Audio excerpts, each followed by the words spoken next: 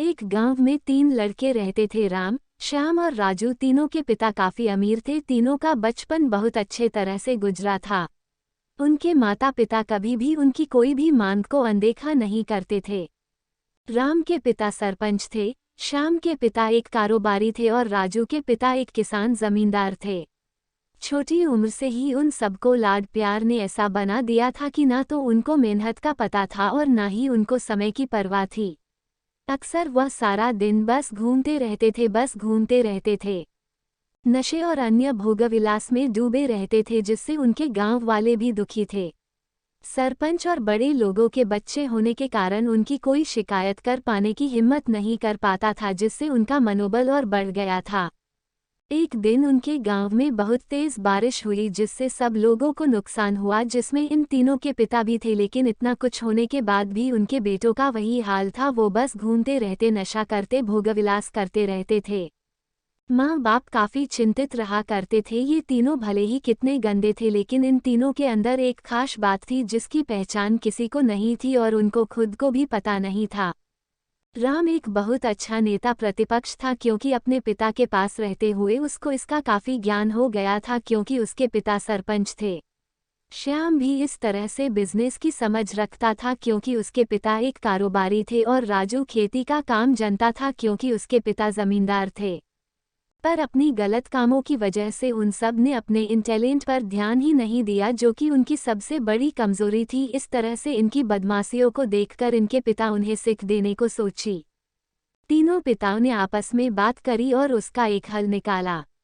तीनों पिताओं ने अपना अपना काम अपने अपने बेटों को सौंप दिए, जिससे उनको समय की कदर का पता लग सके। तीनों के पिता ने एक वसीयत बनाई, जिसमें ये लिखा था कि 1 वर्ष के अंदर इन तीनों को 10 लाख रुपए कमाकर देने होंगे, जो बिना किसी गलत काम करके कमाए गए हो, और तीनों को अलग अलग स्थान पर रहना था। इन तीनों को 5-5 लाख रुपए भी दिए गए, ताकि उनको अपना काम स्टार्ट करने में दिक्कत ना हो। पहले तो सब खुश हो गए कि हम आज़ाद हो गए, हमको पैसे मिल गए, और ऐसा सोच करके इन्होंने फिर से काफ़ी समय मौज मस्ती करने में लगा दिया। इस तरह से 6 महीने बीत गए और इनका काफ़ी सारा नुकसान भी हुआ। फिर एक दिन अचानक उनको एहसास हुआ कि अगर हम शर्त हार गए तो हम अपनी अपनी जायदाद खो बैठेंगे। धीरे धीरे उनकी चिंता बढ़ने लगी। एक दिन वो इसी उधेड़ धुन में एक पार्क में बैठे थे और कुछ डिस्कस कर रहे थे कि उनको एक छोटी सी लड़की मिली। वो फूल बेच रही थी और साथ में पढ़ भी रही थी। तीनों लोग उस लड़की के पास में गए। तभी राम ने लड़की से बोला, बेटी आपकी उम्र क्या है? तो लड़की ने जवाब दिया कि मैं 12 साल की हूँ। अंकल, इतना सुनते ही राम ने आचार्य से पूछा कि आप इतने छोटे होकर के खेल नहीं रहे हो? इस पर लड़की ने जवाब दिया कि मेरे पापा अब इस दुनिया में नहीं है और माता बीमार रहती है, इसलिए मैं ये काम करती हूँ।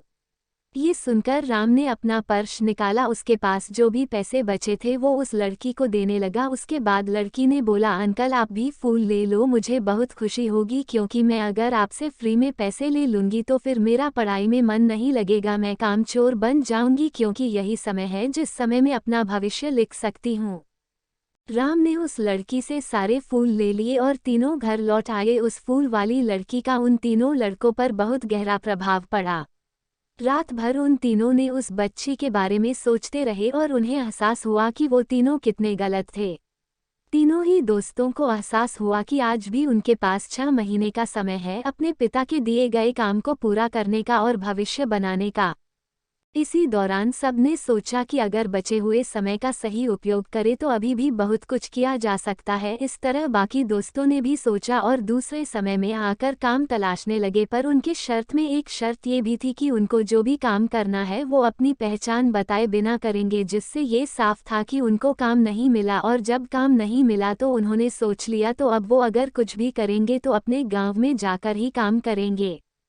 भले ही उनके पिता कुछ भी सोचे, लेकिन फिर भी अपने गांव में जाएंगे और अपने गांव में कुछ नए काम करेंगे, भले ही उनको अपने पिता के वसीयत ना मिले। तीनों लड़के अपने गांव में फिर से आए और अपने अपने पिताओं से जाकर के मिले और उन्होंने अपने अनुभव के बारे में बताया और बोला कि वो आगे से ऐसी गलती नहीं करेंगे और वो उन्हें माफ़ कर दे।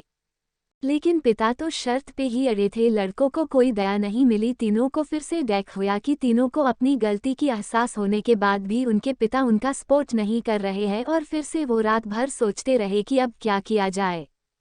तीनों ने मिलकर एक स्कीम निकाली। राम अपने मित्रों के साथ में मिलकर लोगों की प्रॉब्लम को सुलझाने लगा, जिससे उसको गांव की समस्याओं का ज्ञान हुआ। इसी तरह श्याम भी गांव के विकास के लिए नए नए तरीके सीख गया और राजू को किसानों और बीजों का ज्ञान हो जाने से उसको काफ़ी फायदा हुआ।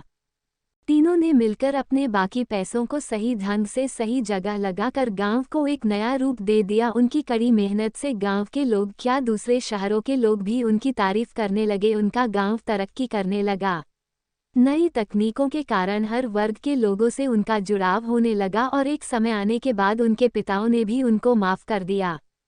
इस तरह से दोस्तों, उन तीनों को समय की कीमत का अंदाजा हुआ कि पहले वो कितना समय बर्बाद कर रहे थे, लेकिन जब से उनको समय की कीमत का अंदाजा हुआ तब से उन्होंने समय को बर्बाद नहीं किया और काम करके पैसा कमाया, नाम कमाया और ये सीखा ईमानदारी से ज़िंदगी कैसे जीते हैं।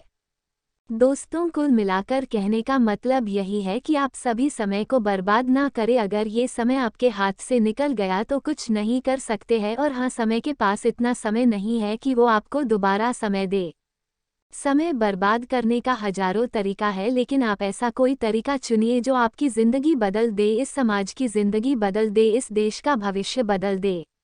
मुझे उम्मीद है कि ये स्टोरी आपको अच्छी लगी होगी। दोस्तों, मोटिवेशन स्टोरी 1-4-1-5 को इतना सपोर्ट करने के लिए बहुत बहुत धन्यवाद। अपना ख्याल रखिए, ज़िंदगी में आगे बढ़िए और अपनी कड़ी मेहनत से देश में खुद के नाम के साथ साथ दुनिया में भी देश का नाम कीजिए।